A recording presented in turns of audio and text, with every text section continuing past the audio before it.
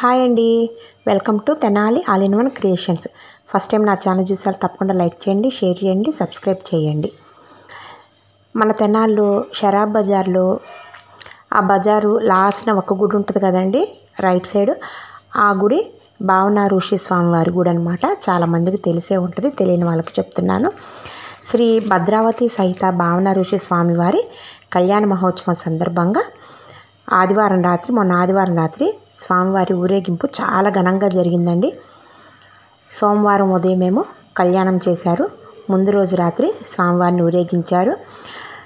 ఆ స్వామివారు కృంగేశ్వరి వాహనం పైన మరియు వెనక అమ్మవారు గజవాహనం పైన ఊరేగింపు చాలా ఘనంగా జరిగింది. ఆ ఊరేగింపు విశేషాలన్నీ మీకు ఇప్పుడు చూపిస్తాను. ఎక్కడా స్కిప్ చేయకుండా చక్కగా చూడండి. ఇవి మనం డైరెక్ట్గా చూడపోయినా కూడా ఇలా మనం ఫోన్లో చూస్తున్నందుకు, మీకు చూపిస్తున్నందుకు నాకు చాలా హ్యాపీగా ఉంది. చక్కగా రకరకాల వేషధారణలు, అమ్మవారి వేషధారణ, కాళికాదేవి వేషధారణ, రాక్షసుడు అండ్ ఆంజనేయ స్వామి, అట్లా రకరకాల వేషధారణలో చాలా బాగా జరిగిందండి. కన్నుల పండుగగా జరిగింది. బాగా గుడి మొత్తానికి చక్కగా లైటింగ్ పెట్టారు. ఊరేగింపు దగ్గర 9:30కి, రాత్రిపూట 9:30కి అలా స్టార్ట్ అయిందండి. తెల్లవారుజామున 5 ఆ ప్రాంతాన వచ్చిందనమాట గుడి దగ్గరికి. ఈ ఊరేగింపు ఎలా జరిగిందంటే, అక్కడ మన షరాబ్ బజార్లో స్టార్ట్ అయ్యి నెక్స్ట్ మన దొంగరాముడి గుడి మీదుగా, గంగానంపేట శివాలయం గుడి మీదుగా, మెడికల్ షాప్స్ మీదుగా, గాంధీ చౌక్ మీదుగా, టెలిఫోన్ ఎక్స్చేంజ్ వైపుగా అలా ఊరేగింపు సాగిందండి. తెల్లవారుదులు ఊరేగింపు సాగుతూనే ఉంది. ప్రతి సంవత్సరం ఇలానే చాలా అంగరంగ వైభవంగా చేస్తారు. కానీ ఈ సంవత్సరము డైరెక్ట్గా మేము చూసామన్నమాట. బాగుంది. ఇంకా మీకు చూపిద్దామని వీడియో తీస్తున్నాను. చూసారు, ఈశ్వరుడు వేషం వేసుకున్నారు. ఎదురుగా అఘోరాల్లాగా ఆ చేతిలో విభూదిలాగా ఏదో పిండి పట్టుకున్నారు. బాగుంది వాళ్ళ వేషధారణ. బ్యాక్గ్రౌండ్ మ్యూజిక్ సినిమా పాటలు వచ్చినాయండి. అందుకని నేను ఒక 2 seconds 3 seconds అట్లాగా మూవీ సాంగ్ ఉంచేసి కంటిన్యూగా నేను మాట్లాడుతున్నాను. మళ్ళీ ముందు అమ్మవారి సాంగ్ వచ్చినప్పుడు కూడా నేను ఇలానే ఉంచుతాను. మీకు అప్పుడు అది ఏ పాటో అర్థమవుతుంది. అసలు ఈ భావన ఋషి విశేషాలు ఏందో చూద్దాము. ఈయన భృగువంశమున జన్మించిన భార్గవ శ్రేష్ఠుడు. ఆయనకు వేదశీర్షుడు, అంటే వేదములకు శిరస్సు వంటి వాడు. బహుత్తమ వస్త్రబ్రహ్మ అనేక బిరుదులు కూడా ఉన్నాయి. సకల లోకాలకు వస్త్రదానం చేసి మానవుల మాన ప్రాణాలను కాపాడిన ఋషి శ్రేష్ఠుడు. ఈయన శ్రీ మార్కండేయుని పుత్రుడు. ఆయన శ్రీ భావనారాయణ స్వామిగా పిలువబడుతున్నాడు. ఈయన వైశాఖ శుద్ధ పంచమి మృగశిర నక్షత్రంలో జన్మించారు. పద్మశాలీలండి. పద్మశాలీల దేవుడు భావన ఋషి స్వామివారు అన్నమాట. ఉత్సవాలు బాగా జరుగుతాయి. రథసప్తమికి బాగా చేస్తారండి ఈ గుళ్ళో. గులాములు కూడా కొట్టుకుంటారు. చాలా కన్నుల పండుగగా చేసుకుంటారనమాట. చూసారా, ఈశ్వరుడికి ఆ 3వ కన్ను దగ్గర మంట వస్తున్నట్టుగా ఒక చిన్న స్ట్రా పెట్టారండి బొట్టు దగ్గర. ఆ స్ట్రాకి లింకుగా ఈ తలలో నుంచి వెనక్కి పైపు కనెక్షన్ ఉంది. నాకు అర్థం కాలేదు ఎక్కడి నుంచి వస్తుంది ఆ పెట్రోలు అనుకున్నాను. ఒక అఘోరా వచ్చి వెలిగిస్తారనమాట నుదుటి దగ్గర. అప్పుడు వెలిగిద్ది. ఆ జ్యోతి మీద వీళ్ళు అది సున్నం ఇసిరేస్తున్నారనమాట, విభూదిలాగా. అప్పుడు ఇంకొంచెం పెద్ద మంట వస్తుంది. మా వారిని అడిగా ఎట్లా వస్తుంది అలాగ మంట అంటే, ఆ స్ట్రా వెనకాల పైప్ కనెక్షన్ ఉంటుంది, ఆ తలలో నుంచి పైప్ కనెక్షన్ ఉంటుంది అని చెప్పారు. ఆ వేషధారణ వేసుకున్న ఆయన నడుం దగ్గర ఒక ప్యాకెట్ ఉందండి, పెట్రోల్ ప్యాకెట్ ఉంది. అది ఆయన ప్రెస్ చేసినప్పుడు ఇక్కడ ఈ 3వ కన్ను దగ్గర అలాగ మంట వస్తున్నట్టుగా చూపిస్తున్నారు. బాగుంది మొత్తానికి. ఇలాంటివన్నీ మనం టీవీల్లో మూవీస్లో చూస్తాం, కానీ ఇలాగ డైరెక్ట్గా లైవ్ చూడటం నాకు చాలా ఆశ్చర్యాన్ని ప్లస్ ఆనందాన్ని కలిగించింది అనమాట. వెంటనే ఇంకా ఫోన్ తీశాను. నేను వీడియో తీద్దామని నాకు ఐడియా రాలేదండి, ఎందుకంటే నేను ఛార్జింగ్ కూడా పెట్టుకోలేదు. నాది ఇంకా 25% ఉంది. జస్ట్ ఇంకా మెయిన్ పాయింట్సే తీశాను. చాలా బాగా జరిగింది. మేము ఒక 1.5 hour అట్లా ఉండి ఇంకా 11 అయిపోయింది. మేము ఇంకా ఇంటికి వెళ్ళిపోయాం అనమాట. ఇంకా మా వారు నేను వచ్చాము చూద్దామని. చూసారా మధ్య మధ్యలో అలాగ అది చాలా హైలైట్ అయింది.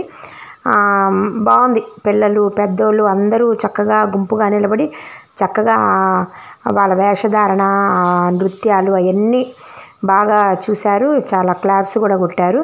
అఘోరాలది, ఈశ్వరుడిది చాలా హైలైట్గా జరిగింది ఆ ప్రోగ్రాం మొత్తంలో. తర్వాత అమ్మవారి వేషం, కాళికా వేషం ఇవన్నీ కూడా ఇంకా చాలా బాగా జరిగినాయి. కాంతార వేషము ఇవన్నీ కూడా బాగా చేశారు. వేషధారణ కూడా బాగుంది. వాళ్ళ మేకప్ బాగుంది. రియాలిటీగా ఉన్నాయి అసలు అన్నీ. చాలా కన్నుల పండుగగా జరిగింది. ఇప్పుడు పద్మశాలి వంశస్థాపన ఏందో చూద్దాము. శ్రీ భావన ఋషి పుత్రులు 100 మంది అండి.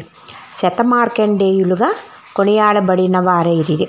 వారి పుత్రులు మహాపద్ములు, పద్మశాఖీయులు, పద్మశాలీయులు, పద్మకువిందులు అనే బిరుదులతో కీర్తింపబడేవారుగా ఉన్నారన్నమాట.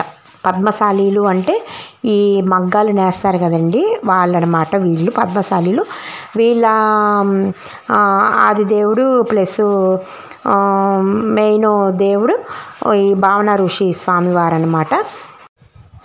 ఈ పద్మశాలీలకు ఆచార వ్యవహారాల్లో చాలా వ్యత్యాసం ఉంది. పద్మశాలీలు భృగు వంశ బ్రాహ్మణులు. వేదశాఖలో వీరు ఋగ్వేద బ్రాహ్మణులు. పద్మశాలీల్లో శాకాహారులు ఉన్నారు. అంతకుముందు వీరు శాకాహారులే. వీరి ఆచార వ్యవహారాల్లో ఆర్య ద్రవిడ సంస్కృతులు కనిపిస్తాయి. పద్మశాలీలకు ఉపనయన సంస్కారము అంటే జంధ్యము ధారణ కూడా ఉంటుంది. వీళ్ళు జంధ్యము కూడా వేసుకుంటారు.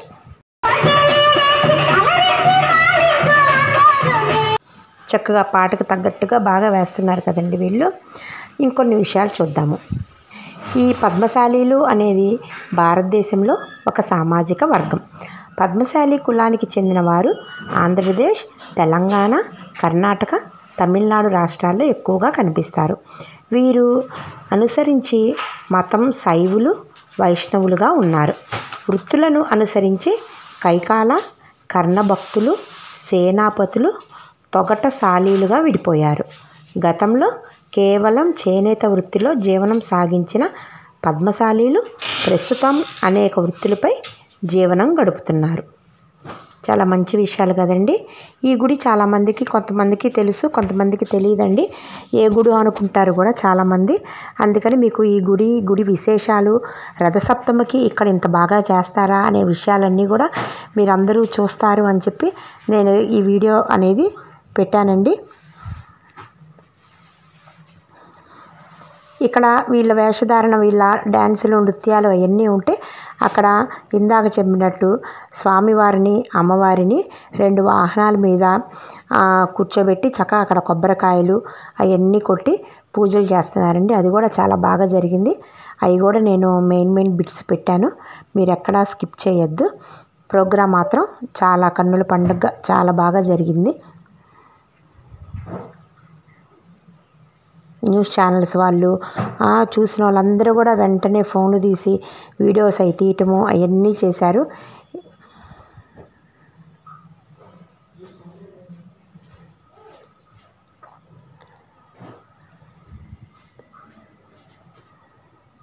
ఇక్కడ ఒక సినిమా పాట పాడారండి.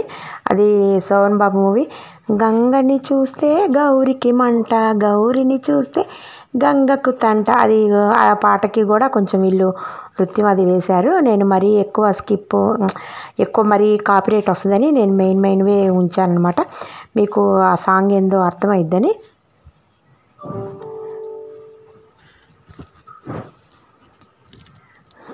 ఇదిగోండి ఇంకా స్వామివారిని చక్కగా వాహనం మీద కూర్చోబెట్టారు. చక్కగా అసలు పూలదండలు అవన్నీ వేశారు. చాలా భక్తితో ఆ కమిటీ సభ్యులు, గుడి ధర్మకర్తలు వాళ్ళందరూ కూడా చాలా భక్తితో అక్కడ పూజలు అవన్నీ చేస్తున్నారండి. కొబ్బరికాయలు కొట్టారు చక్కగా. ఇంకా భావన ఋషి స్వామివారివి పటాలు కూడా కమిటీ మెంబర్స్ అక్కడ తెలిసిన వాళ్ళందరూ కూడా షేర్ చేసుకున్నారు అనమాట పటాలు అవన్నీ కూడా. ఇంకా మెయిన్ మెంబర్స్కి దగ్గర ఉండి మంత్రపుష్పం అవన్నీ కూడా చేయించారు. బాగుంది. ఇంకొక ఆయన చూసారా, ఒక ఆయన మీద ఎక్కి ఆయన డ్రమ్స్ అది వాయిస్తున్నారు. అట్లాగా అక్కడ గుడికి సంబంధించిన కార్యక్రమం అక్కడ జరుగుతుంది. ఇక్కడ వచ్చినప్పటికి ఇక్కడ ఒక నృత్యం జరుగుతుంది. అది అయిపోయిందండి ఇందాక. ఈశ్వరుడిది, పార్వతీదేవి, గంగాదేవిది వాళ్ళది అయిపోయి ఇప్పుడు ఇంకొక నృత్యం జరుగుతుంది. ఇది కూడా బాగుంది. ఇది కూడా జస్ట్ ఉత్తనే కొంచెం కొంచెం పెట్టానమాట, మీరు చూస్తారని. ఇది కూడా సినిమా పాటేనండి, అందుకని ఎక్కువ ఉంచలేదు. ఇంకా బ్యాక్గ్రౌండ్ అంతా నేను మాట్లాడాల్సి వచ్చిందనమాట. ఇక్కడ చూసారా వాళ్ళ పొట్ట మీద వీళ్ళు నించొని వేస్తున్నారు. ఇది కొంచెం ఎక్స్పీరియన్స్ అయ్యన్న వాళ్ళే కుదిరిద్ది, పాపం వెనక వాళ్ళు పడిపోతున్నారు. బాగుంది. ఇది వేయంగానే అందరూ చుట్టుపక్కల అందరూ కూడా చూసే వాళ్ళందరూ కూడా క్లాప్స్ కొట్టారు. అది కొంచెం డేరింగ్గా వేయాలి కదా. ఇదిగోండి ఆంజనేయ స్వామి వేషం వేసుకున్నారు. ఇక్కడ మళ్ళీ రాక్షసుడి వేషం వేసుకున్నారు. చూడండి, భయపెడదామని చెప్పి చేయి చెప్పారు, కానీ ఒక స్టెప్ వెనక్కి వచ్చా కానీ నేను ఫోన్ ఆఫ్ చేయలేదు. ఇంక ఇవన్నీ నేను బ్యాక్గ్రౌండ్ మ్యూజిక్ ఉంచేస్తాను, చూడండి.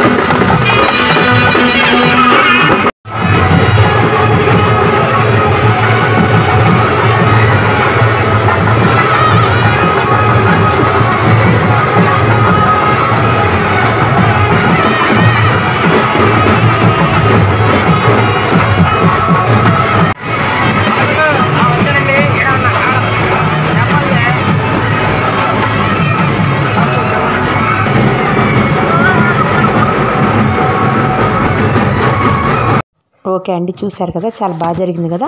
లోపల గుళ్ళో కూడా హోమాలు అవి చేసినట్టున్నారండి. అది కూడా మీకు వీడియో తీశాను. ఇంకా లోపల దేవుణ్ణి తీయకూడదు అన్నారు. ఇంకా వాళ్ళు చెప్పిన ప్రకారం తీయకూడదు అన్నప్పుడు తీయకూడదు కదండి. ఇంక అందుకని నేను ఇంకా లోపల విగ్రహాలు అనేది తీయలేదు. మీరు కనుక ఎప్పుడు ఈ స్వామివారిని దర్శించుకోకపోతే తప్పకుండా వెళ్ళి దర్శించుకోండి. లోపల విగ్రహాలు కూడా చాలా కలగా చాలా బాగున్నాయి. ఈ వీడియో కనుక మీకు నచ్చినట్లయితే తప్పకుండా లైక్ చేయండి, షేర్ చేయండి, సబ్స్క్రైబ్ చేయండి. అన్నట్లు యాడ్స్ వస్తే మాత్రం మీరు స్కిప్ చేయొద్దండి. ఆ యాడే మాకు సపోర్ట్ని ఇస్తుంది అనమాట. ఇదిగోండి ఇంకా వెనక రథం దగ్గర కూడా మా వారు ఉన్నారు. ఇంకా రథం కదిలేదాకా ఉండి రథాన్ని కూడా కొంచెం ఒక 2 అడుగులు అట్లా లాగి ఇంకా దండం పెట్టుకొని ఇంకా మేము ఇంకా రిటర్న్ అయ్యామన్నమాట. మీరే చూడటం కాదండి, మీ బంధువులు, మీ స్నేహితులు ఇవన్నీ కూడా చూడాలి. మన తెనాల్లో, మన షరాబ్ బజార్లో భావన ఋషి గుడికి సంబంధించి తిరునాళ్ళు ఇంత బాగా జరుగుతాయా అని చెప్పి మన వాళ్ళందరికీ తెలియాలి అంటే ఈ వీడియోని మీ వాళ్ళందరికీ షేర్ చేయండి, వాళ్ళకి చెప్పండి. కొంచెం యాడ్ వస్తే మాత్రం స్కిప్ చేయొద్దండి, ఓకేనా? ఇట్లాంటి ఆధ్యాత్మిక విషయాలు మీరు మళ్ళీ తెలుసుకోవాలి, ఇట్లా చూడాలి అనుకుంటే తప్పకుండా నా ఛానల్ లైక్ చేయండి, షేర్ చేయండి, సబ్స్క్రైబ్ చేయండి. కొంతమందికి పాపం సబ్స్క్రైబ్ చేయడం ఎట్లానో తెలియట్లేదు, పర్సనల్గా నాకు ఫోన్ చేసి అడుగుతున్నారు ఎలా పుష్ప అని చెప్పేసి. మన వీడియో చూసేటప్పుడు రైట్ సైడ్ బాక్స్ ఉంటుంది కదండి, దాంట్లో SUBSCRIBE సబ్స్క్రైబ్ అని చెప్పి బ్లాక్ లెటర్స్తో ఉంటాయి కదా, అది సబ్స్క్రైబ్ చేయండి. వెంటనే కింద ఆల్ బెల్ సింబల్ అవన్నీ వస్తాయి. మీరు బెల్ సింబల్ నొక్కితే నేను పెట్టే ప్రతి వీడియోలో మీకు నోటిఫికేషన్ వస్తుంది అనమాట. మీరు ఇంకా చూసుకోవచ్చు. ఓకేనా ఫ్రెండ్స్? Bye friends.